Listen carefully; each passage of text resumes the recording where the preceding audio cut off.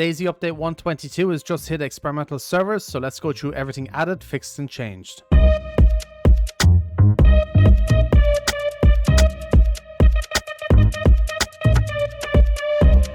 They've added a number of backpacks to the game. They've added the sling bag,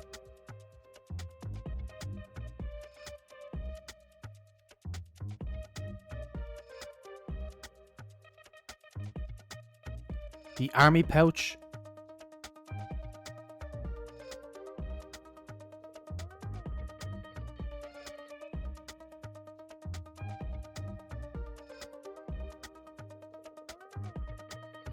canvas bag,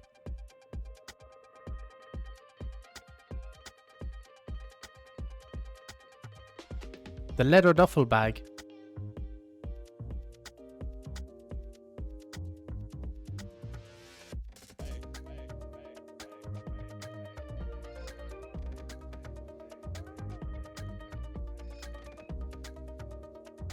hip pack,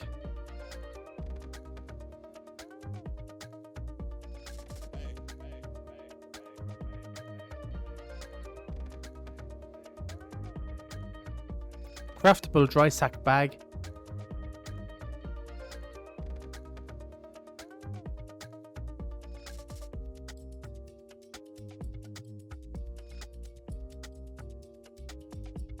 they've added a new animation and sound for activating the heat pack, and they've added a white variant of the fingerless wool gloves. Some nice additions there. There's actually a lot more backpacks there than first imagined, so it's going to be interesting to see them later on. Now they have done a ton of fixes this update, so let's go through them all. Fix the server crash related to vehicle deletion. Car horns were not played when started outside of the other player's network bubble. Fix the cause of the character and creature's movement given the perception of micro stutters at inconsistent but reliable high frame rate. Fixed an exploit to stand up from prone faster.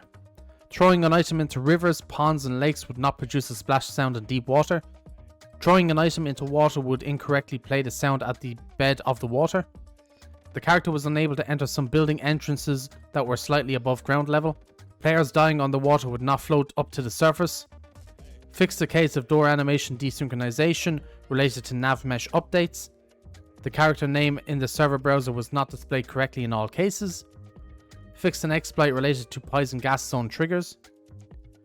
When attempting to turn the car on with low fuel, the engine state between server and client would desynchronize. Actions that would hide items in hands would display item to other players if they enter the network bubble after the activation was started. AI were unable to enter the Livonia bunker. AI would not register open doors of the server's hangar. It was not possible to detach the battery from a head torch from looted infected. Flares shot from the flare gun would produce a continuous sound when stuck in objects. The clerk infected looked too dark. Road flares would continue to burn up to a minute even after reaching ruined state. Some weapon attachments were not registering hit impacts. Mining rocks with smaller tools did not play sounds. Destroyed fuel pumps would still yield gasoline. Washing hands with a water bottle did not have sounds. Certain can opening actions did not have sounds. Interrupting the washing hands action could result in a character glitch. They fixed several exploits to look through walls. Several clothing items were missing their hitboxes. Camera was glitching when attempting to switch from prone in deep water. Bolts could get stuck in water. Crossbow bolts did not reflect their damage states correctly. It was not possible to shave while wearing a carnival mask. After removing a burlap sack from a player's head, their hair could clip through their headgear. The red dot of the RVN optic was not aligned with the center of the screen. If a dead body was skinned and quartered, bolts stuck in it would disappear.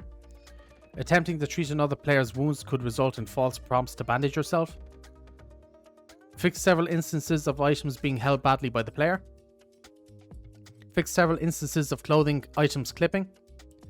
Fix several building issues and exploits. Item widgets would stay on the screen for the duration of hold actions. While driving, the user would constantly get the item widget of the car prompt. Medieval helmets had inconsistent impact sounds when thrown. The crossbow did not have sounds when used in prone. The crossbow did not have sounds when dry shooting indoors.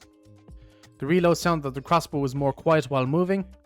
The thirst indication could overlap the fever sound.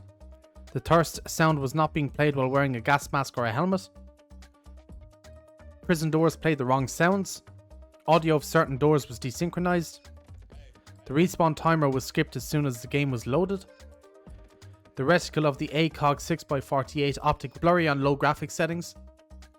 Widgets connected to the dead bodies were not static on the screen.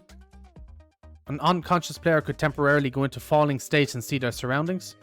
Jumping while applying a gag bugs the rag. It was possible to access the inventory while blindfolded after waking up from unconsciousness. Deployed fence kits could block ladder exits. The audio effect of the flash grenade would persist after respawn if the player was killed during it. Certain car wreck doors wouldn't open in all cases. Despawned fireplaces could still cause damage to players at their position. It was possible to collapse the hand slot container in the inventory. Fix an exploit that allowed auto rolling. Ambient sounds were missing after relogging while alt-tabbing in the Livonia Underground. It was possible to warm up pills and split them. It was possible to bypass travel server hop spawns by logging off on a ladder. The player could cancel the stagger animation from a heavy hit by jumping. And that is all the fixed changes. So a ton of fixed changes there, which is really good to see. Now let's go on to everything that they've changed. They've balanced the gear armor values against melee weapons. They balanced damage caused by melee weapons and infected. Blunt melee weapons now inflict significantly more shock damage than health damage. Sharp melee weapons now inflict significantly more health damage than shock damage. The chance of suffering bleed now depends on the weapon/infected type as well as protective clothing.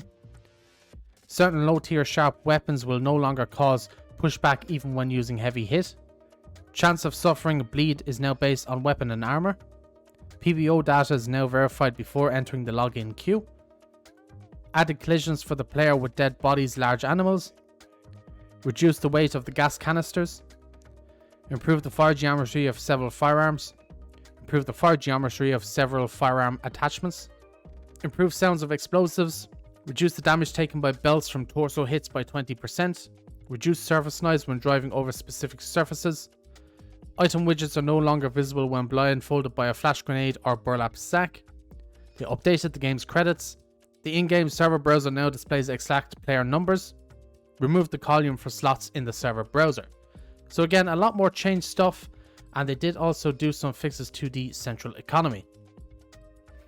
They have added missing armbands for the new flag variants. They fixed the misaligned spawn points for various buildings. They reduced the amount of backpacks spawning on infected. They reduced the amount of backpacks spawning in the world. They rebalanced spawn locations of backpacks. Reduced the amount of tools that work as high tier weapons and increase their low tier counterparts. Gasoline canisters no longer spawn with full gasoline. Gasoline canisters no longer spawn with full gas. Power generation no longer spawns with full fuel. And they've also done one or two changes to Chernarus and Livonia. They've added the billboards and the travel agency billboards to Chernarus. And they fixed the police event close to Brenna that was misplaced. There is also a load of stuff there for server and the modding side of DayZ, which I don't know much about, so I'm not going to go through it just because I don't want to get any of that information wrong. But I will leave the link down below, so if you want to check all of that out, you can do. But yeah, a lot of good fixes. I wasn't expecting so many fixes, but it's actually kind of great to see. A lot of glitches and desync seems to have been fixed in this update.